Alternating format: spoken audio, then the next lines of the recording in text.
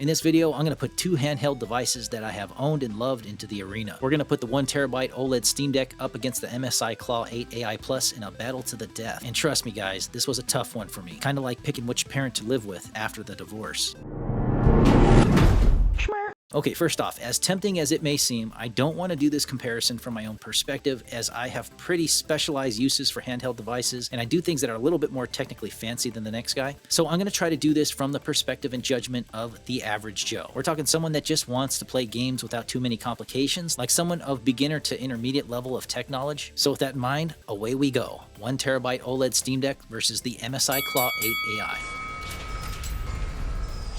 First up, let's talk about looks. Beauty is in the eye of the beholder, but the Steam Deck and MSI Claw couldn't look more different if they tried. The Steam Deck has that retro utilitarian vibe. Honestly, to me, it kind of looks like something a dad and his kid might have cobbled together in the garage over a weekend. It's got a quirky design with lots of buttons and two big old trackpads that look a bit out of place, and the joystick button placement feels oddly top-heavy. The B button is practically falling off the edge, and the plastic, it's ABS, nothing fancy, and kind of reminds me of that 1990s Toyota dashboard material. There's no RGB, just a screen, joystick, and buttons. Flipping it around, the back is equally bare bones, 4 rear buttons and a vent. That's it. In contrast, the MSI Claw looks more like a spaceship. The hand grips feel nicer, and they come in either sandstone or glacier white. RGB rings around the joystick bases add a bit of flair, which I'll admit has grown on me over time. It's got a bold, modern look with front-facing speakers and an 8-inch screen that dominates the front. Now, the control layout is going to feel more familiar for those used to an Xbox controller, which is a good thing. The rear of the device looks aggressive and high-tech. It's got 2 substantial vent inlets and a large exhaust out the top. I also like how the MSI Dragon logo is riveted onto the back, and there's a nice transition to smoother plastic near where the laptop lock slot is. Despite the Claw looking like some elaborate sandstone Bugatti, I actually prefer the look of the Steam Deck. I really like that bare bones, no frills, Frankenstein style design. I am over RGB. I value simplicity and subtlety now.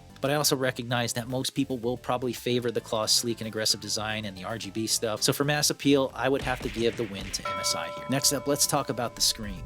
If you've been following me for a while, you know I'm not a huge OLED fan. Don't get me wrong, OLED panels look great, especially when you put them side by side to an IPS screen. The deeper blacks and punchier contrast really stands out in those moments. But honestly, I think OLEDs are a bit overhyped. For me, size and refresh rate matter more in actual day-to-day use. The Steam Deck 7.4-inch screen has solid color reproduction and impressive peak brightness, especially with HDR, but the 800p resolution does start to feel a little limiting when you're playing games with a lot of UI elements. I'm talking about quest logs or text-heavy menus. I often found myself squinting or using the magnification feature on the Steam Deck a lot. By comparison, the Claw 8 AI Plus's display is just more comfortable to use. The larger 8-inch screen and full 1920 by 1200 resolution makes everything feel sharper and more spacious. This means the text is easier to read, the UI elements breathe a bit better, and it feels like less of a compromise when gaming on the go. Also, the 120Hz refresh rate also gives it an edge in terms of responsiveness, especially in those fast-paced games like Marvel Rivals or Overwatch. As you can see here, when comparing the two screens directly, it really comes down to what you value more. The Steam Deck's OLED panel wins in contrast and brightness, no question. The blacks truly are black, and the colors pop with a richness that IPS panels can't quite match yet. But all in all, the Claw screen looks gorgeous, and it has everything you need and more. Sharpness, screen size, brightness, and refresh rate, all of which contribute to a more fluid and readable experience overall. And I especially appreciate this because I'm increasingly getting more farsighted, almost to the point I'm probably gonna have to have reading glasses at some point. But for the kinds of games that most people are gonna play on these things, bigger screen size matters more than these deeper shadows or slightly more vivid reds. So for all those reasons, the win in the display category has to go to the MSI Claw.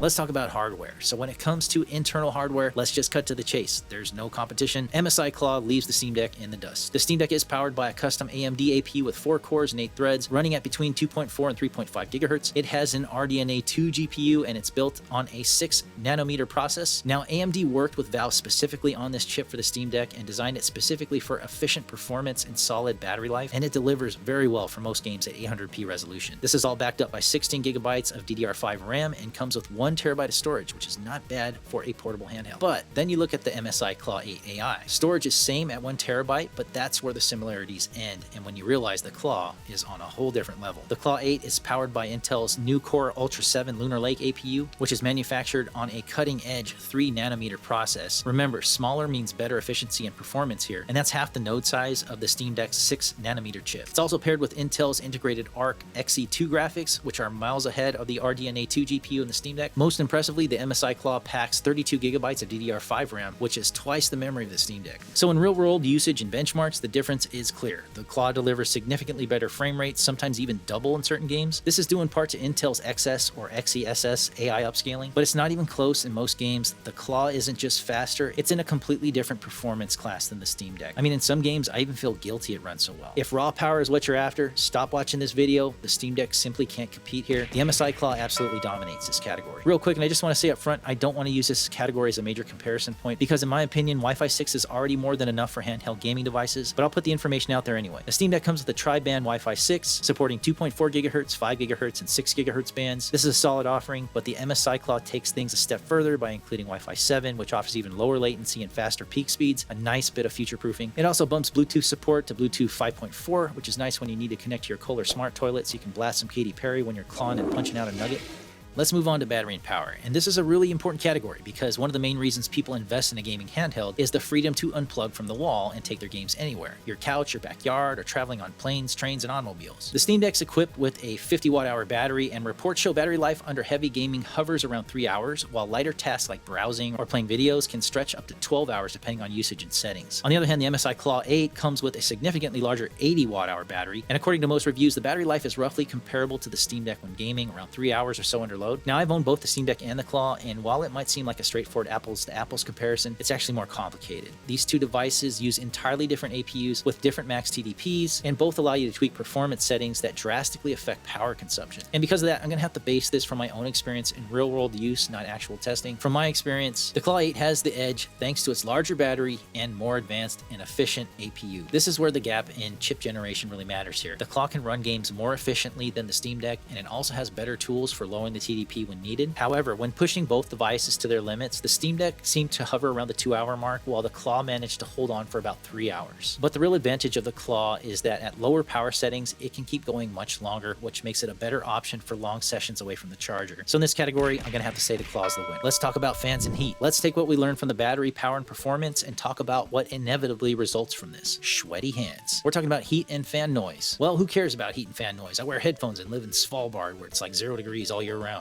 Okay, so it's not important to us, but it is for the person sitting next to you on that 13-hour plane ride to Disappointment Island, New Zealand. That's an actual island, look it up. It should be noted that both these devices have very different looking cooling systems. The Steam Deck draws air in through a single fan using a single port located annoyingly at the left portion on the back of the device. And I know this very well as I like to rest my Steam Deck on a pillow sometimes, and it tends to get blocked. MSI, on the other hand, has pretty much stole the cooling method used in every gaming laptop made over the past 20 years and sharpied their own name on it: Cooler Boost Hyperflow, which is just a fancy schmancy way of saying 2 intake fans, 2 intake ports, 1 large copper heatsink, and a giant exhaust port at the top. But how do we know this stuff is even doing anything, man? Well, it does, and here's the proof. On the Steam Deck, using the Black Myth Wukong benchmark, we see temps around 85 degrees, with it being mostly centralized around the upper portion of the back of the device where the APU is. As you can see, there's almost no heat that transfers to the grips at all, meaning this is not a sweaty device. On the MSI Claw, maxing out the system using Cinebench, we see higher temps at the rear panel at about 90 degrees Fahrenheit. Now, as you can see, the heat does get to the grips, and from using it, I can see they're just slightly warm, but still not warm enough to earn the title of a sweaty device. But hey man, how hot is 90 degrees Fahrenheit really? You just want to use that fancy FLIR device to show off and seem all technical and stuff, man. Well, the setting I have the FLIR on is like in comparison mode, so it's best to show the difference between other hot things. So here's a hot cup of coffee to show the difference in heat, and this is compared to a cup of hot tap water straight out of the faucet. Bottom line is, both of these devices are pretty good at dissipating heat. I've never had a situation where my hands got sweaty. But let's talk about fan noise real quick. Having only one fan, the Steam Deck pulls ahead here,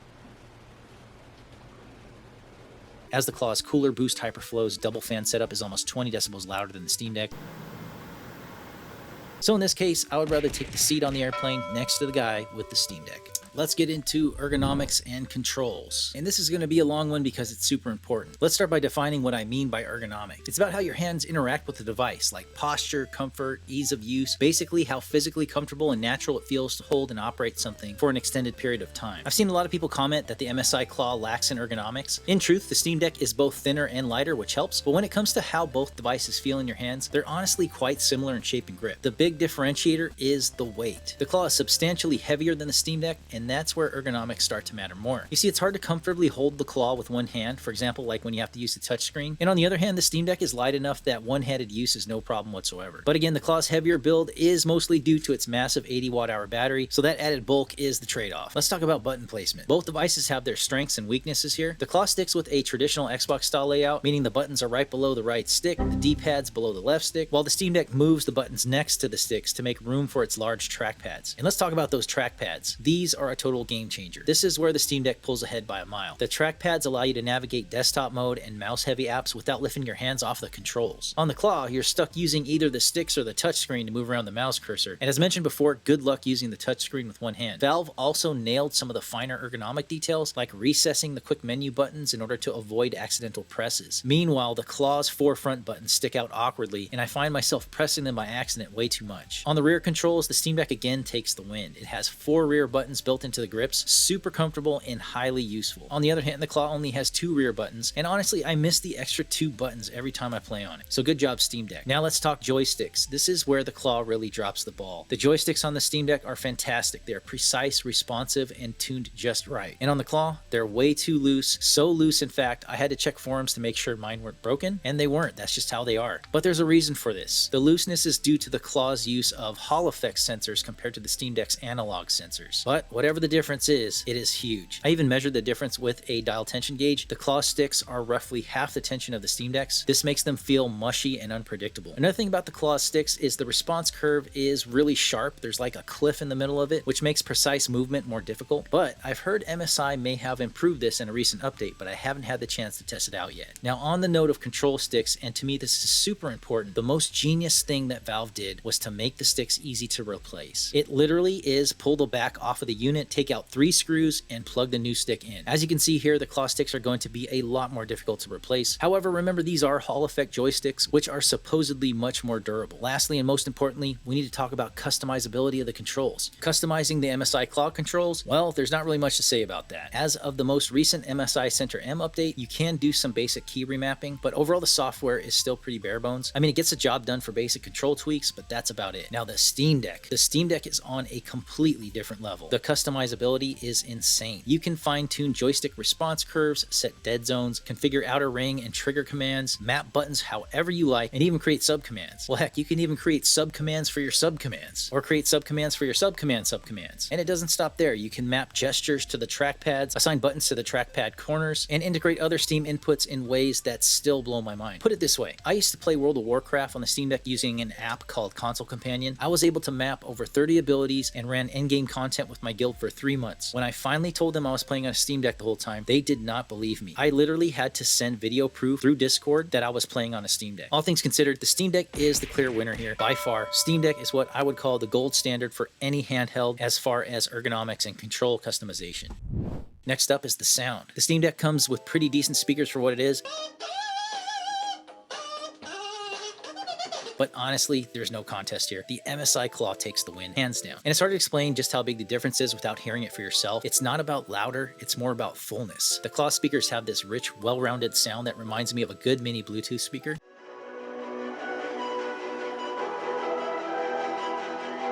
There's not a ton of bass, but the clarity and depth are impressive for a handheld. It just sounds good. Another surprise win for the Claw is the microphone. Now, in my first review, I actually ranked it below the Steam Deck's mic, but after digging into the settings and activating MSI Center M's AI noise reduction feature, my opinion completely changed. I am genuinely blown away by the mic quality of this thing. It's clear, clean, and surprisingly professional sounding. MSI Claw wins here. Let's talk about operating system and software. When it comes to the operating systems on these handhelds, you're basically looking at 2 very different approaches. On one side, you got the SteamOS, which is a Linux-based platform with a custom interface designed for gaming. On the other hand, you have the MSI Claw that runs full Windows 11, giving you a more traditional PC experience. Let's start with the Steam Deck. Honestly, SteamOS is a masterpiece. It's the closest thing I've ever had to a true console experience on PC. Installing and uninstalling games is incredibly fast and fluid. The interface is built entirely around gaming, and it shows. Everything from navigating the library library, creating custom game lists and launching titles, to adjusting settings like frame rate, audio, Bluetooth devices, and more. It's just easy and seamless. You even get direct access to your friends list and messaging system, all baked into the UI. SteamOS is stable, responsive, and incredibly well optimized. And in my personal experience, it's genuinely one of the smoothest operating system experiences I have ever had on any gaming device. That includes Xbox and PlayStation. And for the most part, I'd say that 90% of everything a typical user would need can be done right inside SteamOS without ever leaving the gaming mode. But then there's the other 10%. And it's a critical 10%, the desktop mode. Now, if you're unfamiliar with Linux, prepare yourself. Navigating Linux can feel like if Dorothy's house got picked up by a tornado, but then dropped into Burbank. The file system is unintuitive, and installing certain games, mods, or third-party apps can quickly become a nightmare. And if you've ever tried running Windows apps through Linux using things like Wine, you know what I mean. Some mods and apps just don't work. File pathing is horrible on Steam Deck, and while there are workarounds, it's just not beginner-friendly. I've made several videos helping people mod games on the deck through Linux, and it seems like we're all in agreement, the file pathing is a nightmare. Eventually, all the Linux complexity was one of the main reasons I eventually jumped ship and went to the Claw. That said, I can't really hold it against the deck. For most users who stay in gaming mode, SteamOS is still fantastic. Now let's talk about the MSI Claw. I've done a full breakdown on MSI Center M, and if you've seen it, you already know how I feel. MSI Center M is like 1/10 the functionality of SteamOS, and unfortunately, it's also way more buggy and unstable. Some people say you don't need to use it, but in reality, you kind of do. You have to open it to toggle things like RGB lighting, remap the buttons, or enable the AI noise filter, so I try to spend as little time in it as possible. But to be fair, there are a few things you can do in MSI Center M. You can adjust the performance settings, you can tweak basic fan curves, update drivers, set mic noise cancellation, and as a recent update, you can now remap all the buttons. You can't create per game profiles, which is a huge deal. That means every time you switch games, you have to manually go in and change the settings again. You also can't create subcommands, remap controls in desktop mode, change game install locations easily, or manage your Steam's friends list. In short, compared to what the Steam Deck offers with the Steam input and its insane customizability, it's not even close. That said, there are some positives to using Windows though. You can link Steam to MSI Center M and launch directly into big picture mode, which actually feels smoother than I expected. And aside from MSI Center M, the Claw just becomes a regular Windows PC, which has its own set of strengths. I mean, think about it. Being a Windows-based PC means you can install any software you want, most importantly add-ons and mods with no compatibility issues. Now you can mod on the Steam Deck, don't get me wrong, but on the Claw, mods are just way easier to install. And aside from the mods, game launchers like Battle.net, Epic, or Ubisoft Connect all work natively without weird workarounds. Also keep in mind, you cannot play Xbox Game Pass games on the Steam Deck. And as for the Claw, for people like me who want to use their handheld as a second PC, I need Microsoft apps like Outlook, Word, and Excel, and I also need it for some work software that I can only run on Windows. But remember, this is for the average gamer, someone who will want that plug-and-play experience. In the end, the Steam OS absolutely destroys MSI Center M in terms of gaming, UI, control customization, and overall polish. And lastly, after everything we've gone through, we're going to take everything we learned and apply it to one final factor to determine the winner of this battle: value. As of now, the 1TB OLED Steam Deck retails for $649 on Valve's official website. The MSI Claw 8 AI, on the other hand, currently sells for around $1,000. Ouch on those Trump tariffs. Now, when we talk about value, it's not just about raw performance specs. MSI Claw does have an APU that's years ahead of the Steam Decks, but value also includes factors like ergonomics, battery life, OS usability, customization, and most importantly, the overall experience, or like the feel of using the device. And there's other considerations, like the MSI Claw is more powerful on paper, but it also costs $350 more. I mean, think about it. You can get a Steam Deck and 3/4 of a Nintendo Switch 2 for the price of a Claw. Now, to be fair, I did leave the Steam Deck to buy the MSI Claw, but that's because I have very specific needs. For one, I'm getting a bit farsighted, so the larger screen helps. I also wanted to be able to stream directly from the device, run add-ons and mods that don't always work well on Linux, and potentially use the device as a secondary PC for gaming and media. But I fully acknowledge that I'm in the minority. Most people just want a handheld that plays games without a hassle. So, after taking all this into consideration, especially that the deck costs a whopping $350 less, I'm gonna have to say that Steam Deck wins by a very slight margin. Yes, it's true that the deck is getting outpaced in raw power by all of the newer handhelds, but Valve nailed every other aspect: the ergonomics, the customizable controls, the intuitive Steam OS, and the incredible flexibility accessibility of the Steam input. Now, I am fully on Team Claw right now, but if I still had my Steam Deck, I'd be going back to it in a heartbeat for older or less intensive games. Even if I had to sacrifice some frame rate, I'd gain way more in terms of user experience and ease of use. Thanks to features like remote play and the ability to customize every inch of the controls, there wasn't a single game that I couldn't get running the way I wanted on the Steam Deck. In the end, it's the Steam Deck that wins this battle. It's more accessible, more customizable, more user-friendly, and most importantly, the best bang for your buck that you can get right now. But that's my opinion, guys. Let me know in the comments below what you think. You guys survived another one. See you next time.